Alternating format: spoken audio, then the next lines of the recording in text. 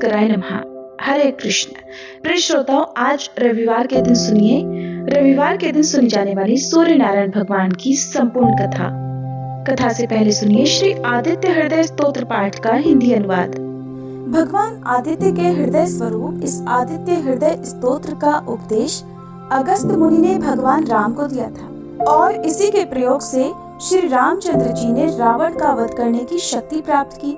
इस स्तोत्र के नित्य 3 पाठ करने से शत्रु बाधा शांत हो जाती है, पितृदोष निवारण होता है, सूर्य नारायण की पूर्ण कृपा प्राप्त होती है, आरोग्य मिलता है, आत्मविश्वास में वृद्धि होती है, कोर्ट कचहरी क्षेत्र में विजय मिलती है, सरकारी नौकरी या सरकारी कामों में फायदा होता है, अटके हुए सभी काम पूरे हो जाते हैं। श्री रामचंद्र भगवान युद्ध से थककर चिंता करते हुए रणभूमि में खड़े हुए थे।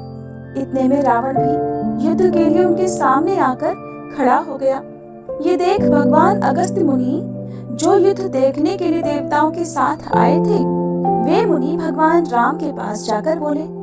मुनि ने कहा, हे सबके हृदय में रमण करने वाले महाबाहु राम, ये सनातन रमणी गोपनीय स्तोत्र सुनो। वत्स, इसके जाप से तुम युद्ध में अपने समस्त शत्रुओं पर विजय पाओगे, इसमें संदेह नहीं है। इस गोपनीय स्तोत्र का नाम है आदित्य हृदय स्तोत्र। ये परम पवित्र और शत्रुओं का विनाश करने वाला है। इसके जाप से सदा विजय प्राप्त होती है। ये नित्य, अक्षय और परम कल्याणमय है। संपूर्ण मंगलों का भी मंगल है। इस स्तोत्र के पाठ से सभी पापों का विनाश होता है। ये चिंता और शोक को मिटाने वाला और आयु को बढ़ाने वाला है। भगवान सूर्य अपनी अनंत किरणों से सुशोभित है। ये नित्य उदय होने वाले देवता और असुरों से पूजनीय विवस्वान नाम से प्रसिद्ध प्रभा का विस्तार करने वाले भास्कर और संसार के स्वामी भुवनेश्वर हैं। हे राम, तुम इनका रश्मि मते समुच्यते देवासुर नमस्कृताय विवस्वते भास्कराय वे भुवनेश्वराय नमः, इन मंत्रों से पूजन करो। संपूर्ण देवता इन्हीं के स्वरूप हैं। ये तेजों की राशि तथा अपनी किरणों से जगत को सत्ता और स्फूर्ति प्रदान करने वाले हैं। ये ही अपनी रश्मियों का प्रसार करके देवता और असुरों सहित संपूर्ण लोकों का पालन करते हैं।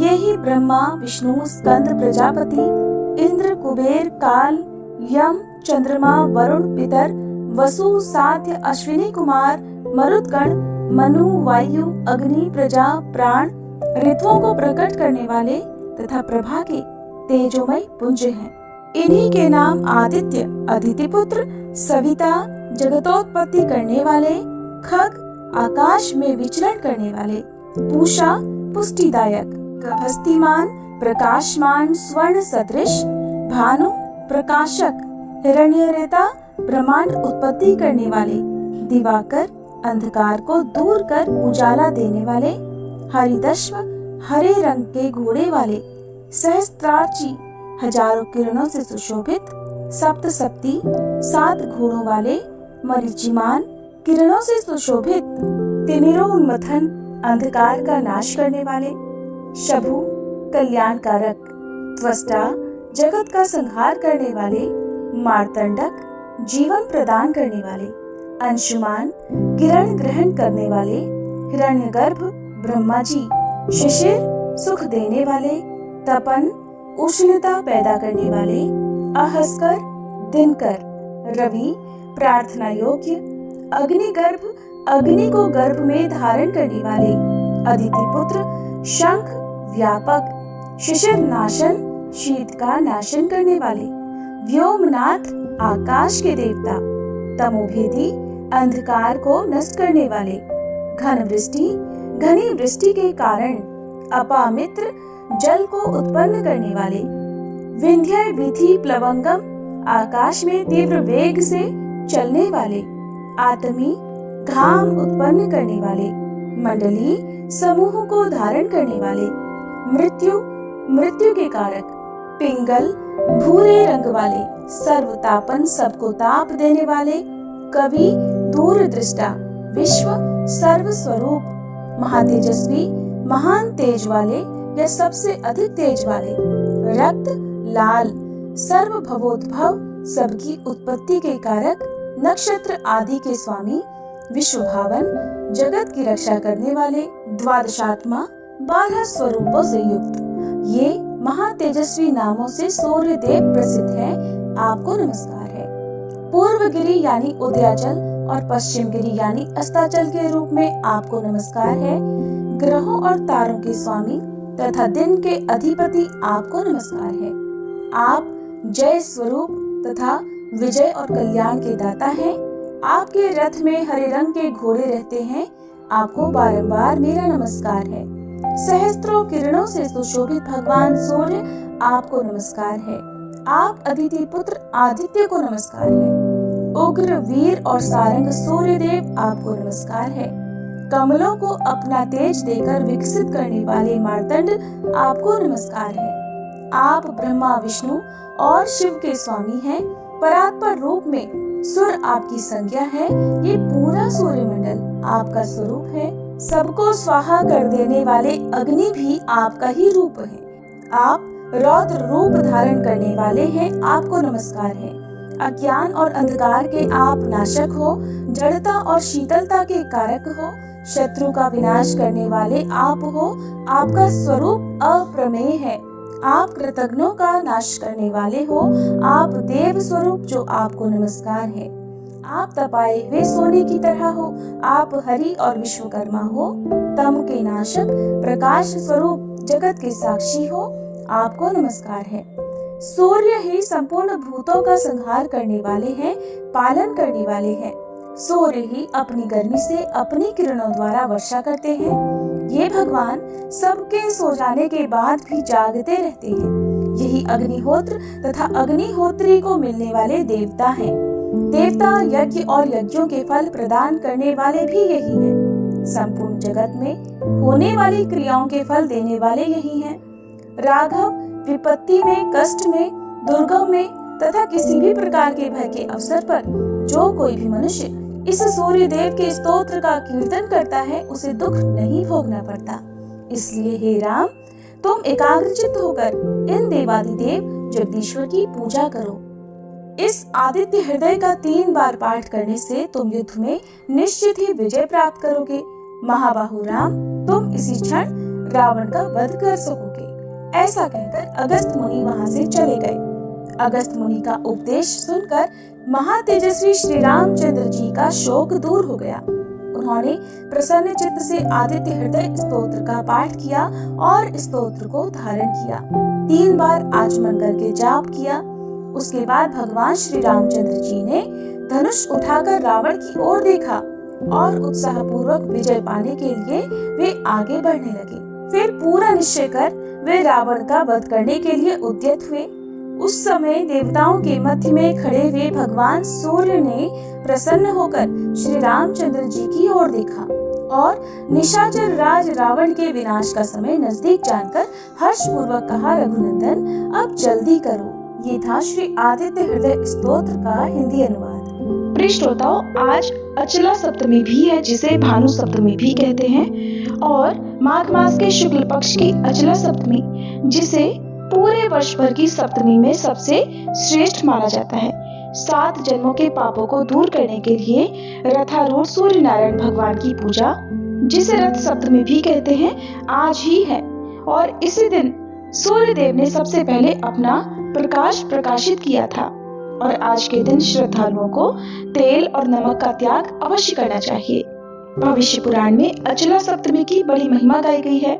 संभव हो तो सप्तमी तिथि की सुबह, जब सूर्य देव की लालिमा फैल रही हो, तो नदी या सरोवर पर जाकर स्नान करने के बाद अपने अपने गुरु को यदि सामर्थ्य हो तो वस्त्र, खासकर अचला, तिल, गाय और दक्षिणा देनी चाहिए। और इस सप्तमी को जो व्यक्ति सूर्य नारायण की पूजा करके केवल मीठा भोजन या फलाहार करता है, उसे पूरे साल सूर्य भगवान का व्रत और पूजा करने का पुण्य प्राप्त हो जाता है। भविष्य पुराण में कहा गया है कि यह व्रत सौभाग्य, सुंदरता और उत्तम संतान भी प्रदान करता है। धर्मराज युधिष्ठिर को इस विषय में श्री कृष्ण ने बताया था। कथा है कि एक गणिका इंदुमती ने जीवन में कभी कोई दान पुण्य नहीं किया था। उसने वशिष्ठ मुनि के पास जाकर मुक्ति पाने का उपाय पूछा। मुनि ने कहा, माघ मास की सप्तमी को अचला सप्तमी का व्रत करो। षष्ठी के दिन एक ही बार भोजन करो। फिर सप्तमी की सुबह स्नान के पहले दिवोदास के मतानुसार आग के 7 पत्ते सिर पर रखकर सूर्य भगवान का ध्यान करके गन्ने से जल को हिलाकर नमस्ते रुद्र रूपाय रसानाम पतये नमः वरुणाय नमस्ते अस्तु मंत्र पढ़कर दीपक को बहा दें। स्नान के बाद सूर्य देव की अष्टदली प्रतिमा बना लें। उसमें भगवान शिव और देवी पार्वती जी को स्थापित कर विधि पूर्वक पूजन करें। फिर तांबे के पात्र में अक्षत भरकर पात्र सहित दान करें। जो लोग नदी में स्नान नहीं कर सकते वे गंगा जी का स्मरण कर गंगा जल डालकर स्नान कर सकते हैं और इस दिन सूर्य देव को दीपदान जरूर करना चाहिए। फिर गणिका ने मुनि के बताए अनुसार माघी सप्तमी का व्रत किया और जब उसने देह त्यागी तो माघी सप्तमी व्रत से मिले पुण्य के फल स्वरूप इंद्रदेव ने उसे अप्सराओं की नायिका बना दिया। अचला सप्तमी की एक और कथा भगवान श्री कृष्ण के पुत्र सांब से भी जुड़ी हुई है। सांब अत्यंत सुंदर और बलवान थे और उन्हें अपनी सुंदरता पर बड़ा घमंड था। एक बार भगवान श्री कृष्ण और सांब साथ साथ बैठे हुए थे, तभी दुर्वासा ऋषि वहां पर आए। तपस्या के कारण दुर्वासा ऋषि बहुत कमजोर दिख रहे थे। उनके शरीर की दशा देखकर सांब हंसने लगे। ये देखकर दुर्वासा ऋषि क्रोधित हो गए और उन्होंने सांब को कुष्ठ होने का यानी कोढ़ी होने का श्राप दे डाला। तब श्राप के कारण सांब की स्थिति बड़ी दयनीय हो गई। उन्होंने अपनी गलती का एहसास किया और भगवान श्री कृष्ण से सलाह मांगी। तब श्री कृष्ण ने उन्हें सूर्य देव की पूजा करने और अचला सप्तमी का व्रत रखने की सलाह दी। सांब ने पिता की आज्ञा मानते हुए प्रतिदिन सूर्य देव की पूजा आरंभ की और सप्तमी का व्रत विधि पूर्वक किया। उनकी अटूट भक्ति और व्रत के फलस्वरूप सांब अपने श्राप से मुक्त हो गए और अपनी सुंदर काया पुनः प्राप्त कर ली। धार्मिक शास्त्रों के अनुसार रथ सप्तमी का पर्व सूर्य जयंती के रूप में मनाया जाता है। मान्यता है कि इसी दिन सूर्य देव 7 घोड़ों के रथ पर सवार होकर प्रकट हुए थे, इसलिए इस तिथि को रथ सप्तमी भी कहा जाता है। पुराणों में सूर्य देव को आरोग्य का देवता कहा गया है। सूर्य देव की उपासना करने से रोगों से मुक्ति पाने का मार्ग भी प्रशस्त हो जाता है। प्रिय श्रोताओ, यदि आप सूर्य देव के रथ के दाहिने घोड़े की कथा सुनना चाहते हो तो कम्युनिटी पोस्ट में रविवार व्रत की एक कथा सुनाई गई है, जिसे लिंक पर क्लिक करके आप सुन सकते हैं। आइए अब सुनते हैं रविवार व्रत की कथा। हमारे सनातन धर्म में बहुत सारे पेड़ पौधे ऐसे हैं जिन्हें अत्यंत पूजनीय माना गया है। उन्हीं में से एक है पीपल का वृक्ष, जिसकी पूजा की जाती है और परिक्रमा भी की जाती है। और पीपल की पूजा करने से भक्तों के तमाम तरह के कष्ट दूर होते हैं, घर में सुख समृद्धि की वृद्धि होती है। लेकिन सप्ताह में एक दिन ऐसा भी है जिस दिन पीपल के पेड़ की पूजा फलदायी नहीं बल्कि कष्टकारी साबित होती है। आइए आपको एक कथा के माध्यम से बताते हैं। माँ लक्ष्मी जी के परिवार में उनकी एक बड़ी बहन भी थी जिनका नाम था दरिद्रा। एक बार उन दोनों बहनों के पास रहने का कोई निश्चित स्थान नहीं था, इसलिए माता लक्ष्मी जी और उनकी बड़ी बहन दरिद्रा श्री विष्णु भगवान के पास गईं और उनसे बोली, हे जगत के पालनहार, कृपया हमें रहने का स्थान दीजिए। विष्णु भगवान जी से पीपल को ये वरदान प्राप्त था कि जो भी व्यक्ति शनिवार को पीपल की पूजा करेगा उसके घर का ऐश्वर्य कभी नष्ट नहीं होगा। इसलिए श्री विष्णु भगवान ने कहा कि आप दोनों ही पीपल के वृक्ष पर वास करो। इस तरह वे दोनों बहनें पीपल के वृक्ष में रहने लगी। जब कुछ समय बाद श्री विष्णु भगवान ने माता लक्ष्मी जी से विवाह करना चाहा तो माता लक्ष्मी जी ने इनकार कर दिया, क्योंकि उनकी बड़ी बहन दरिद्रा का विवाह अभी तक नहीं हुआ था और उनके विवाह के बाद ही वह श्री विष्णु भगवान से विवाह कर सकती थी। इसलिए उन्होंने दरिद्रा से पूछा कि वो कैसा वर पाना चाहती है। तो दरिद्रा ने बताया कि वो ऐसा पति चाहती है जो कभी पूजा पाठ न करे और उसे ऐसी जगह पर रखे जहाँ कोई भी पूजा पाठ न करता हो।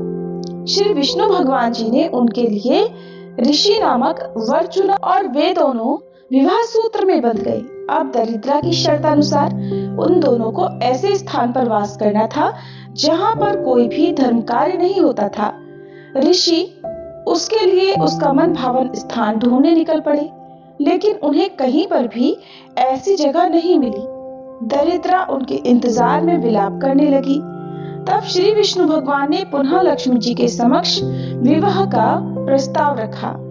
तो लक्ष्मी जी बोली कि जब तक मेरी बहन की गृहस्थी नहीं बसती, हे प्रभु, मैं भी तब तक विवाह नहीं कर सकती। धरती पर ऐसा कोई स्थान ही नहीं है जहाँ कोई धार्मिक कार्य ना होता हो। तब उन्होंने अपने निवास स्थान पीपल को रविवार के लिए दरिद्रा और उसके पति को दे दिया। इसलिए हर रविवार को पीपल के नीचे देवी देवताओं का वास न होकर दरिद्रा का वास होता है। इसीलिए रविवार के दिन पीपल की पूजा वर्जित मानी जाती है। पीपल को श्री विष्णु भगवान से वरदान प्राप्त है कि जो व्यक्ति शनिवार को पीपल की पूजा करेगा, उस पर माँ लक्ष्मी जी की अपार कृपा रहेगी और उसके घर का ऐश्वर्य भी कभी नष्ट नहीं होगा। और इसी लोक विश्वास के आधार पर लोग पीपल के वृक्ष को काटने तक से आज भी डरते हैं। लेकिन ये भी बताया गया है कि यदि पीपल के वृक्ष को काटना बहुत ज्यादा जरूरी हो तो उसे केवल रविवार को ही काटा या छांटा जा सकता है। प्राचीन कथा के अनुसार एक बार एक नगर में एक वृद्धा रहा करती थी। वह रविवार को नियम से घर आंगन को गोबर से लीपकर फिर भोजन तैयार करती और फिर सूर्य देव को भोग लगाने के बाद ही खुद भोजन किया करती। ऐसा व्रत करने से उनका घर धन धान्य से भरा रहता था।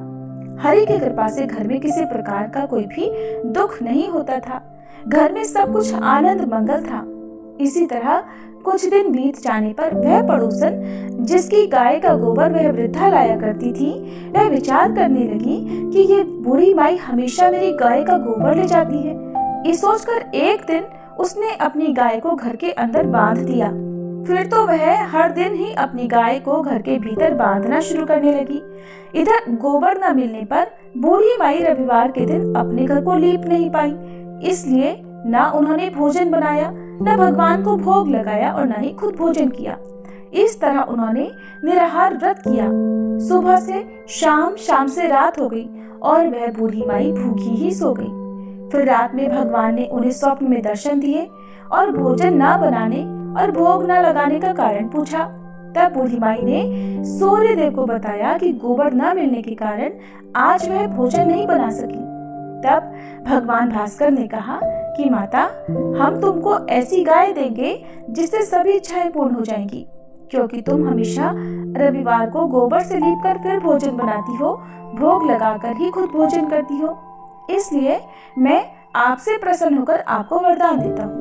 तब सपने में भगवान का यह वरदान पाकर जब बूढ़ी माई की आंख खुली तो देखा कि आंगन में तो एक बहुत सुंदर गाय और बछड़ा बंधे हुए हैं। गाय और बछड़े को देखकर वह खुश हो गई और घर के बाहर बांधकर उन्हें खाने को चारा डाल दिया। इधर जब पड़ोसन ने बूढ़ी माई के घर के बाहर बहुत सुंदर गाय और बछड़े को देखा तो ईर्ष्या से प्रेरित होकर उसका हृदय जल उठा।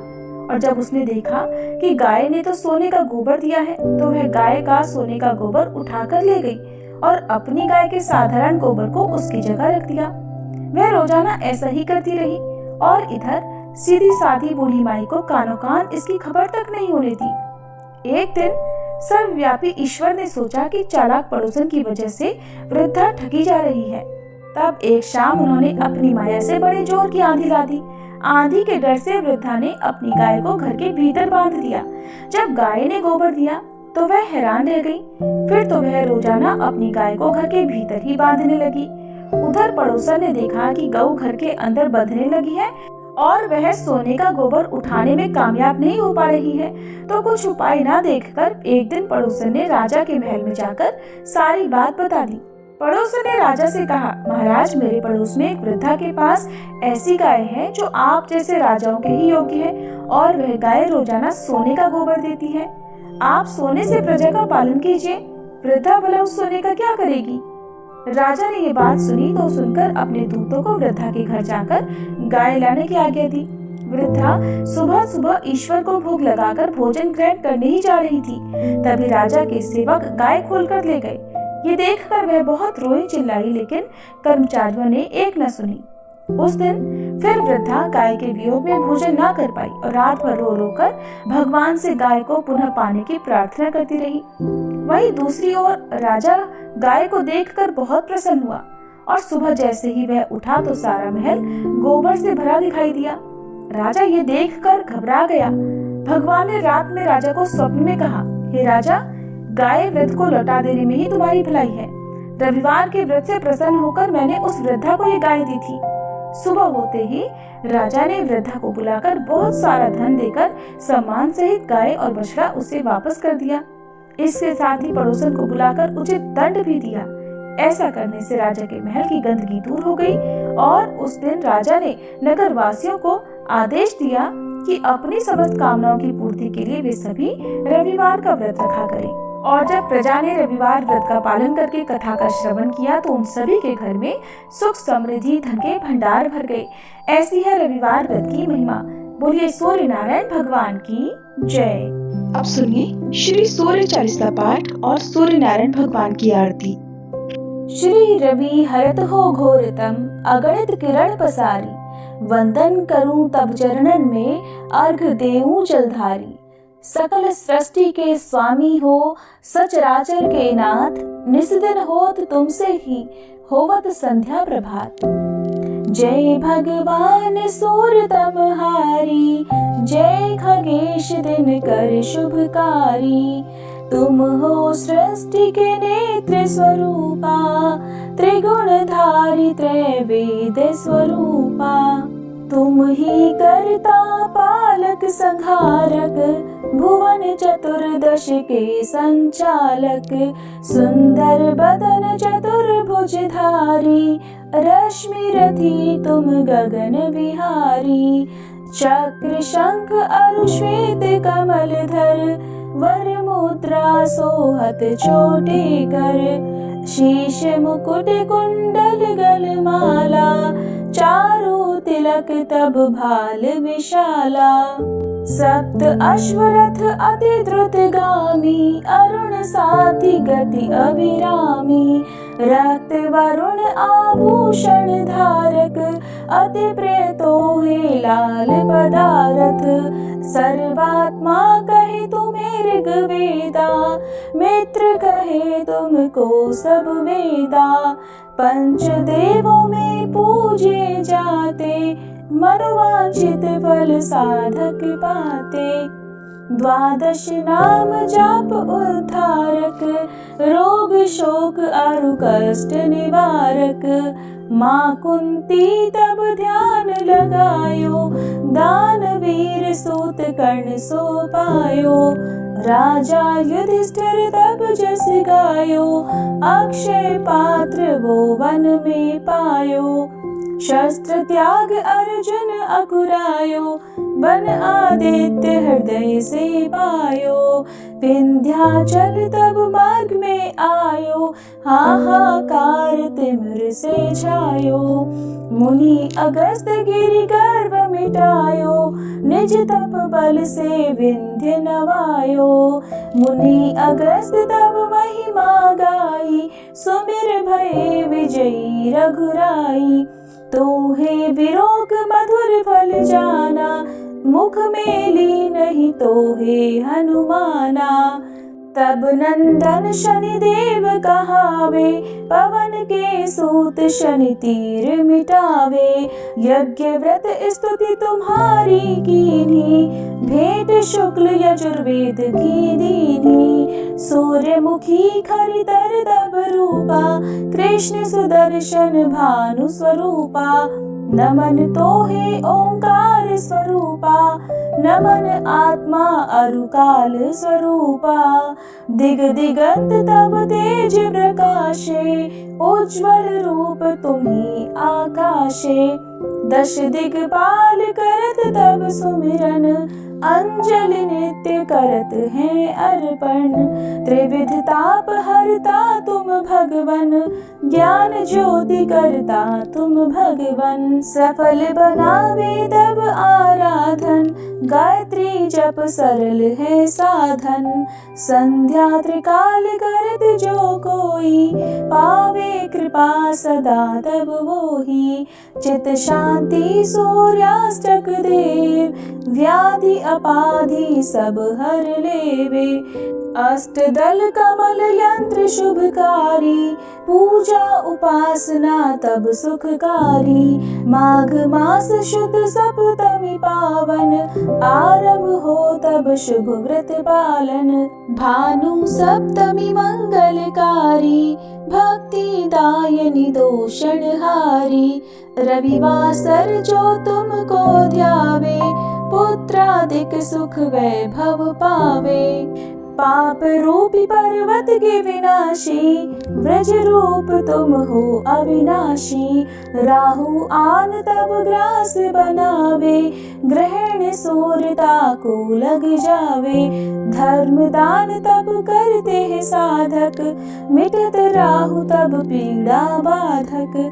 सूर्य देव तब कृपा कीजे, दीर्घ आयु बल बुद्धि दीजे। सूर्य उपासना कर नित ध्यावे, कुष्ठ रोग से मुक्ति पावे। दक्षिण दिशा तोरी गति जावे, दक्षिणायन वो ही कहलावे।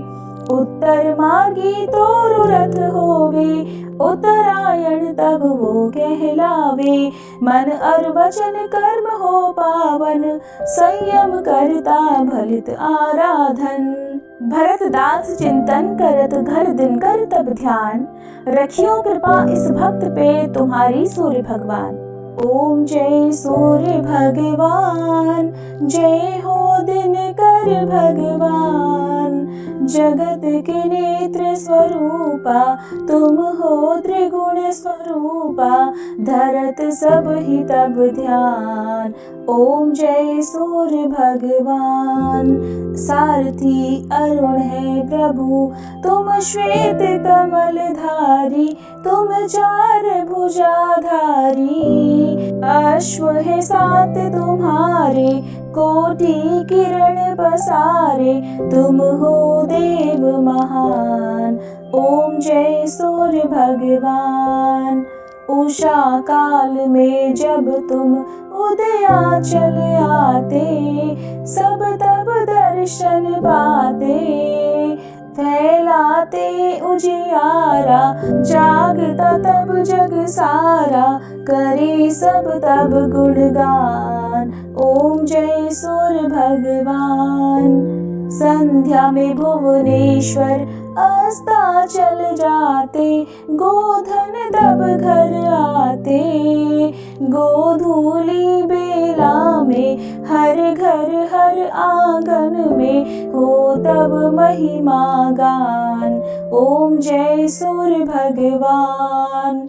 देव दनुज नर नारी, ऋषि मुनिवर भजते। आदित्य हृदय जपते, स्तोत्र ये मंगलकारी। इसकी है रचना न्यारी, दे नव जीवन दान। ओम जय सूर्य भगवान। तुम हो त्रिकाल रचयिता, तुम जग के आधार। महिमा तब अपरंपार, प्राणों का सिंचन करके। भक्तों को अपने देते, बल बुद्धि और ज्ञान। ओम जय सूर्य भगवान। भूचर जलचर खेचर, सबके हो प्राण तुम्ही। सब जीवों के प्राण तुम्ही।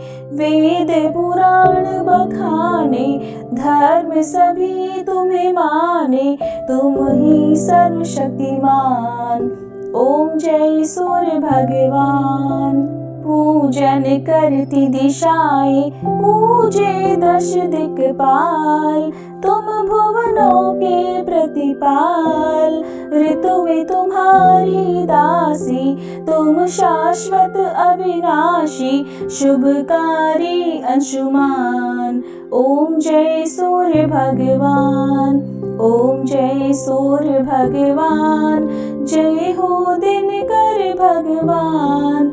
जगत के नेत्र स्वरूपा, तुम हो त्रिगुण स्वरूपा। धरत सब ही तब ध्यान, ओम जय सूर्य भगवान। ओम जय सूर्य भगवान।